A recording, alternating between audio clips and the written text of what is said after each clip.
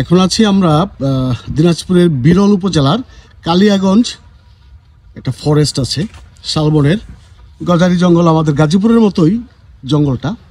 এই দেখেন, ব্যাপক ব্যাপক টাইপের গাছ। কেন ব্যাপক টাইপের গাছ এখন আমি আপনাদের দেখাচ্ছি, চলেন দেখাই। এই যে আমাদের দেখে কিন্তু গজারি গাছগুলি সব সোজা ওঠে, আর এখানে আমি অদ্ভুত কিছু ব্যাপার দেখলাম, যেটা হলো আপনার গাছগুলি পেঁচায়। এই দেখেন, সাপের মতো পেঁচায় পেঁচায় গাছগুলি হচ্ছে। আরও দেখাই, এই যে সাপের মতো পেঁচায়, ব্যাপারটা কিন্তু অদ্ভুত। আমি এইরকম কাহিনী দেখি নাই। গাছগুলি সাপের মতো পেঁচায়, এরকম অজস্র, মানে অনেক গাছ আছে সাপের মতো পেঁচাচ্ছে, একটু লক টাইপের।